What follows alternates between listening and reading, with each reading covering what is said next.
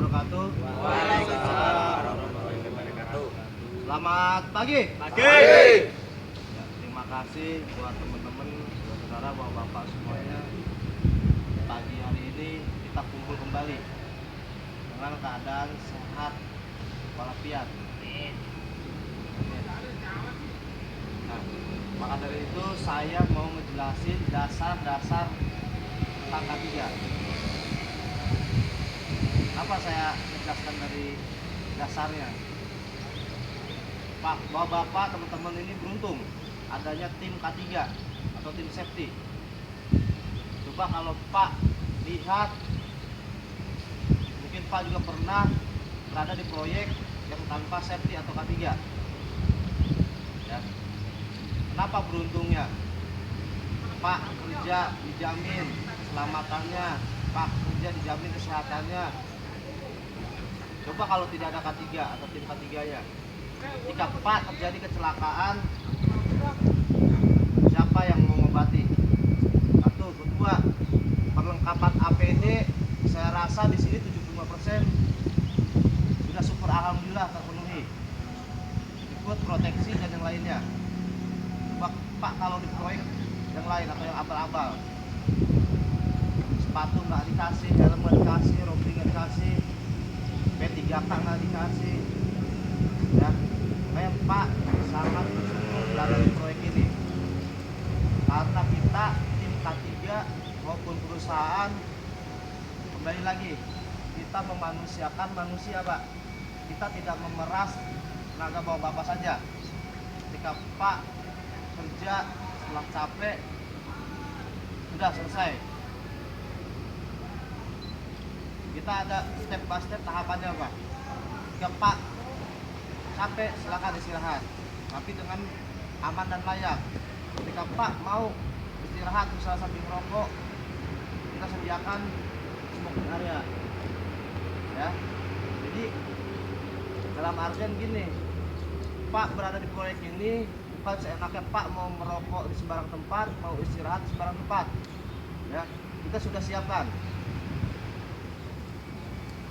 P3K, APD kita sudah siapkan. Jadi Pak tinggal bicara keperluannya apa, kepentingannya apa, kebutuhannya apa, tinggal bicarakan, ya. Kayak di proyek yang lain, contoh di proyek yang lain ada terjadi tangannya ini baret karena tidak ada tim K3 dan P3K-nya, akhirnya dibiarkan, Pak, malah membusuk tangannya karena tidak diurus atau diobati. Tapi Pak berada di sini alhamdulillah. Jika Pak amit-amit ya, kalau misalnya celaka atau misalnya tergores yang nermisnya, di sini kita ada obat-obatan P3K. Silakan Pak minta ke saya atau tim yang lainnya untuk mengobati lukanya, ya. Jadi kalau Pak kena luka jangan sampai Pak diem aja atau mungkin Pak pakai cara isu ya. Oh, katanya kalau kena paku pakai abu rokok, pakai saka rokok. Jangan, Pak, konsultasikan ke saya tim K3.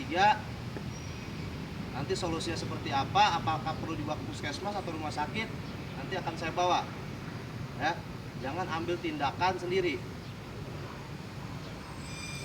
Itu tentang keselamatan dan kesehatannya. Sekarang tentang tata tertib kerja, Pak. Pak berada di proyek ini harus sudah siap untuk mengikuti aturan yang ada. Jangan ngoyor, ya. Mungkin tahu ngoyor ya, atau menyepelekan hal-hal kecil maupun besar. Ah, biarin nggak ada Pak Nana ini, ah biarin nggak ada MK ini, ah biarin nggak ada Budini ini. Saya mau lepas rompi, saya mau lepas helm, ya. Jadi nggak ada yang seperti itu. Jadi Pak berada di sini tunjukkan loyalitas Pak, ya. Dan itu pun bukan untuk keperluan yang lainnya, itu untuk keperluan Pak sendiri juga. Kalau Pak memakai APD dengan baik dan benar, ketika kita tidak tahu Pak terjadinya kecelakaan, ketika Pak akan terkena terjadi kecelakaan, contoh tertimpa material. Wah, alhamdulillah saya kasih helm sama Nana nih, masih kuat. Kita ini beli pas ada SNI. Saya kasih contoh. Memang di situ ada bangunan ya, bangunan tinggi, barang-barang di atas. Tapi kalau kita menjaga, alhamdulillah. Contoh, saya kasih contoh ya. Nah, bantingan dia masih kuat. Tapi kalau Pak tidak pakai helm, langsung kena ini. Kalau nggak benjol bolong. Ya. Itu salah satu contoh pentingnya APD atau helm. Nah, jadi jangan sampai sepelekan helm ini. Oh, nggak ada Panana, nggak ada Budi, nggak ada yang lain, saya lepas aja helm deh. Nah, satu, menjaga kecelakaan itu. Kedua, menjaga, kita tidak tahu Pak sifatnya manusia Pak. Rambut sama hitam, kulit boleh sama, tapi hati mereka kita nggak tahu. Sebetulnya saya usil, upah lagi nongkrong situ nggak pakai helm, saya lempar aja batu, gimana? Ya, salah satu contoh. Karena kenapa? Itu pernah terjadi di proyek saya dulu, bukan di perusahaan ini. Jadi ada tim saya atau teman saya yang usil. Ya. Jadi pentingnya K3, pentingnya safety itu bukan untuk saya, bukan untuk perusahaan saja, tapi untuk kita semua, untuk melindungi bapak-bapak kerja di sini. Jadi tolong cermati, tanamkan dalam pikiran, tanamkan dalam hati pentingnya K3. Karena K3 bukan milik saya. Ya. Oke, mungkin dari saya itu aja, tolong dipahami, jangan sampai terulang. Udah. Selamat pagi Bapak-bapak. Assalamualaikum warahmatullahi wabarakatuh. Waalaikumsalam. Semua dalam keadaan sehat ya Pak ya. Dalam keadaan selamat, baik pada saat pekerjaan maupun nanti kalau sudah pulang ya. Jadi ada beberapa poin yang mau saya tanyakan. Yang pertama adalah keselamatan kerja atau K3 itu bukan atas karangan kami aja atau dari perusahaan, tapi itu ada dasarnya, yaitu Undang-Undang Nomor 1 Tahun 1970 tentang keselamatan kerja. Jadi undang-undang dasarnya itu Pak. Jadi peraturan yang kita kasih ke bapak-bapak ini adalah payungnya ada, yaitu dari undang-undang dari pemerintah.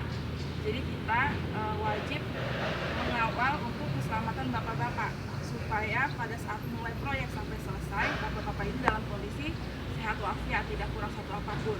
Seperti itu. Jadi kalau saya tegur atau saya kasih tahu itu mohon jangan disalahartikan gitu Pak ya, atau dianggap seperti apa, karena memang itu murni tanggung jawab saya, tugas saya dari perusahaan untuk ke Bapak untuk memberitahu kalau ada yang salah atau kira-kira ada cara kerja yang tidak seharusnya gitu ya, yang membahayakan.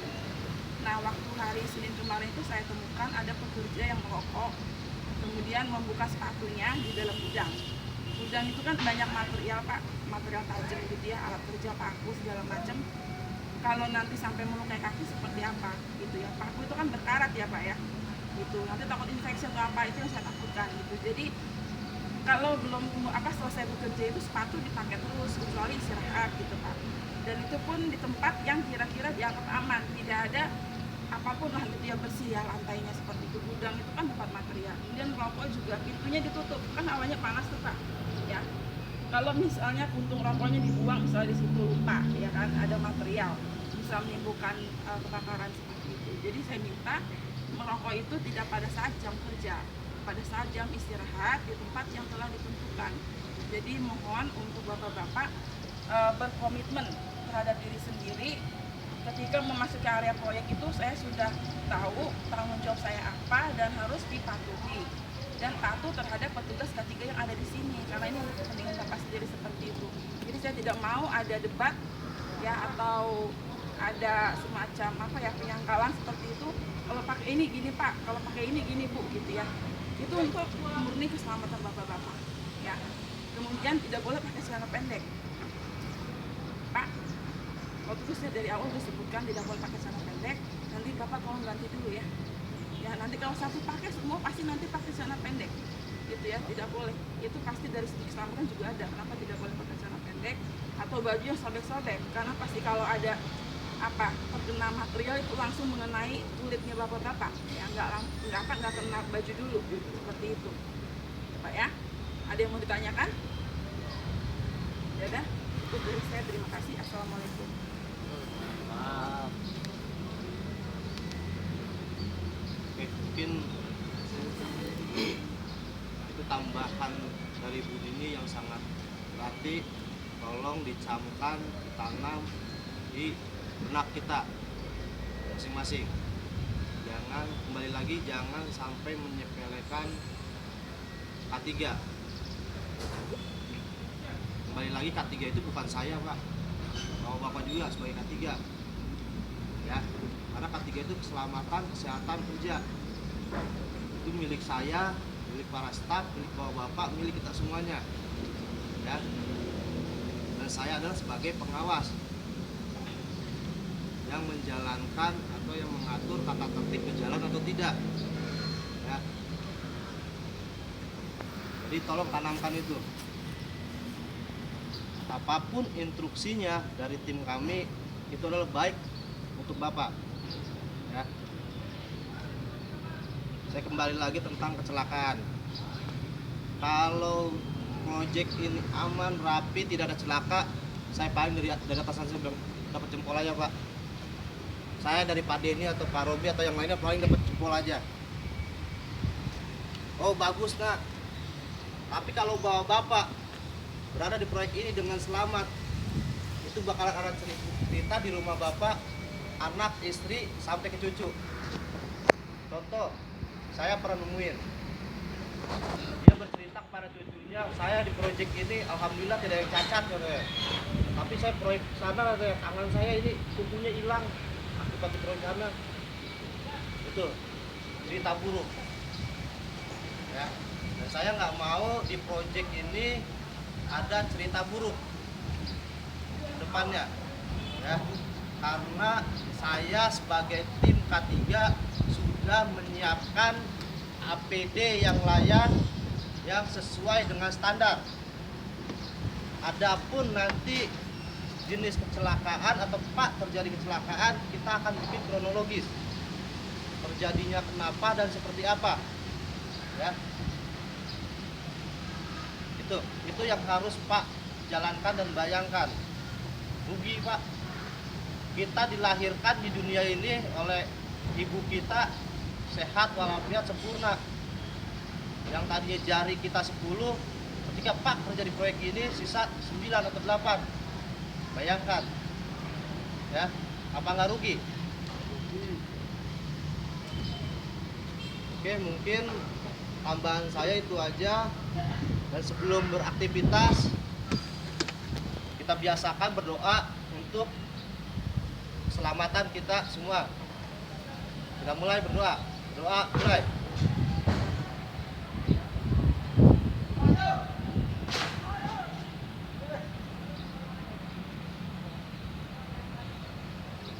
Doa selesai. Oke, kembali lagi. Yang saya canangkan, saya di proyek manapun biasanya ada yel-yel. Cuma kayak kemarin banyak yang masih ragu-ragu dan belum kompak. Kata awalnya masih sama, terakhirnya saya bedakan. Berarti safety oke, uji kujo maju terus, tetap MBS luar biasa. Ya. Saya ulang lagi ya, safety oke, project Kojo maju terus, MBS luar biasa. Oke, bisa semuanya? Oke, kita mulai dari sekarang. Safety. Oke. Masih kurang kompak. Ya. Safety. Oke. Project Kojo. Masuk. Masih kurang kompak. Safety. Oke. Project Kojo. Masuk. PT MBS. Luar biasa. Sekali lagi. Ya, sekali lagi. Safety. Oke. Project Kojo. Masuk terus. PT MBS. Luar biasa. Sip, terima kasih kawan-kawan.